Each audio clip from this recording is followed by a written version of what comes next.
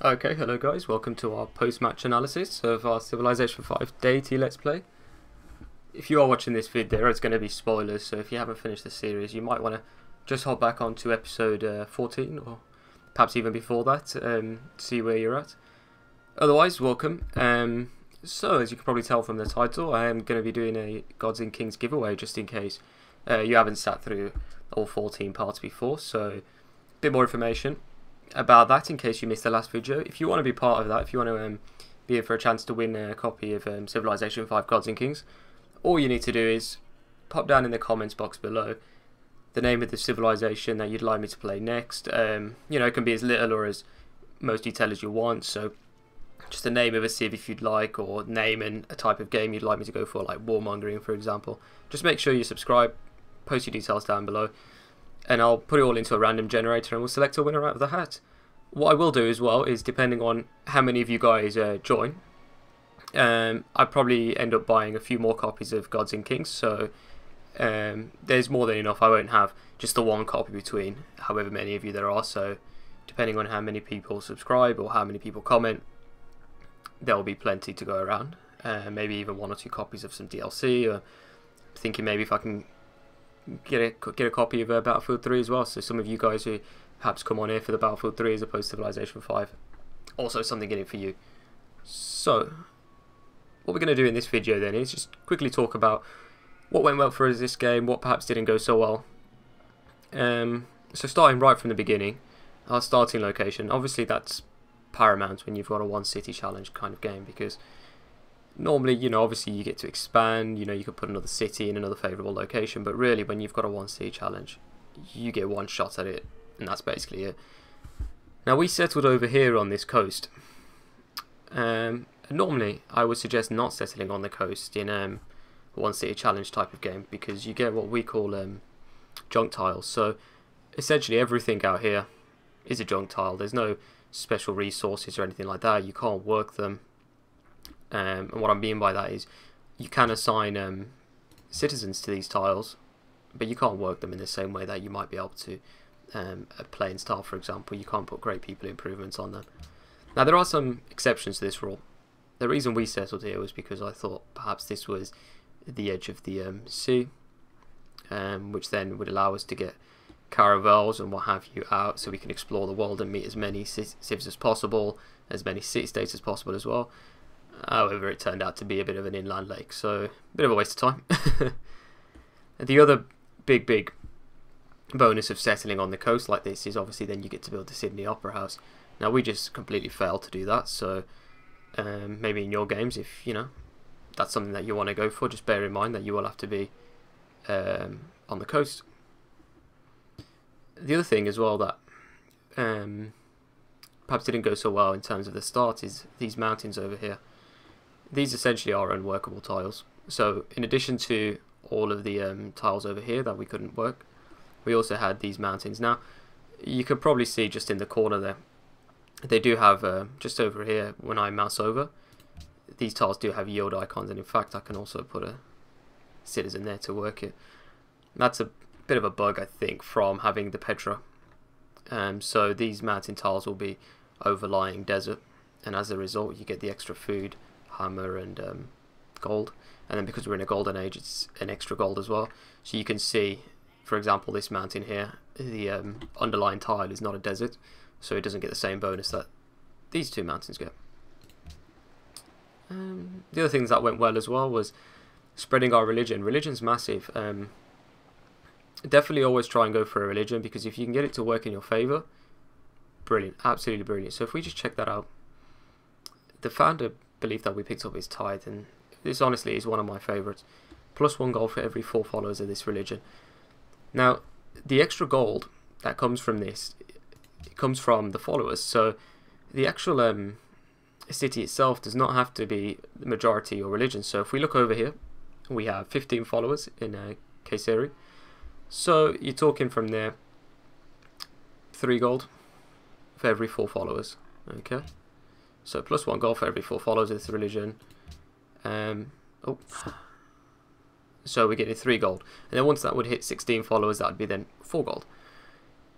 If we have a look at this city, for example, Tondibi, Tondibi.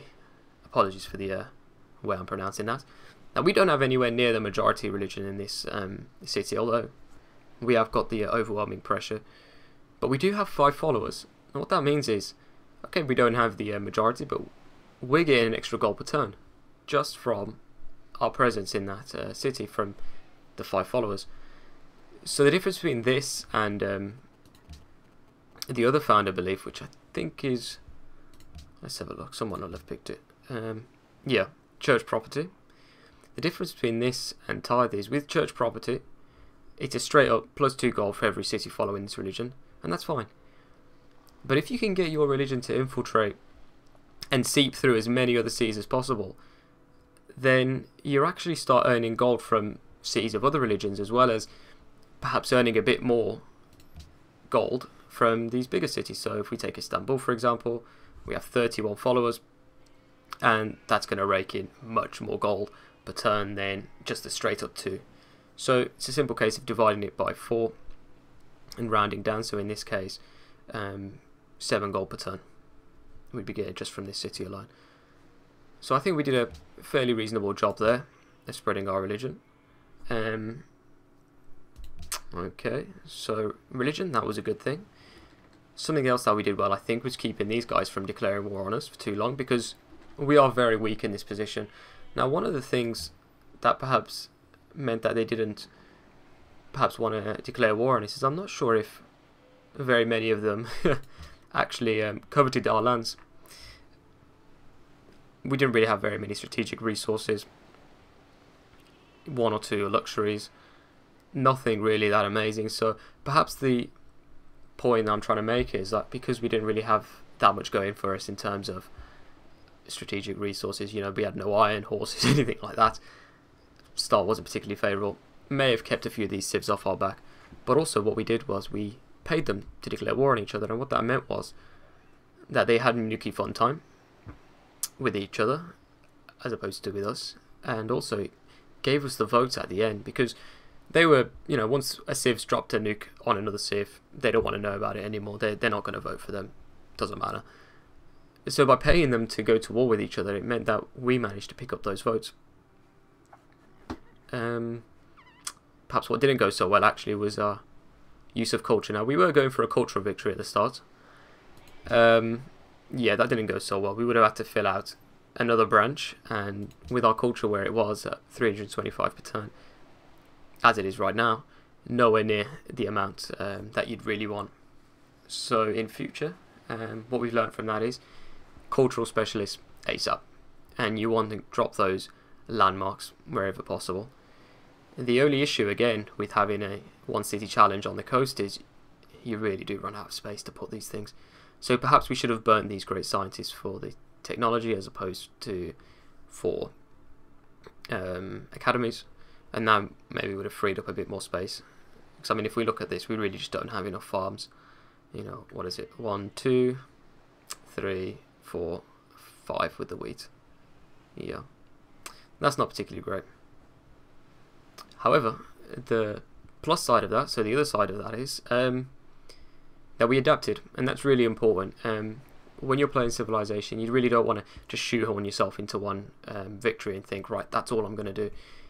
If it's not going so well, then you always need to have a way to see if you can get around that. So we were going for a cultural victory. We knew, realistically, we didn't really have much of a chance of going for that once the other civs have started building the science parts. We're nowhere near in terms of science, so we're just holding out and hoping that one of these civs will buy the UN.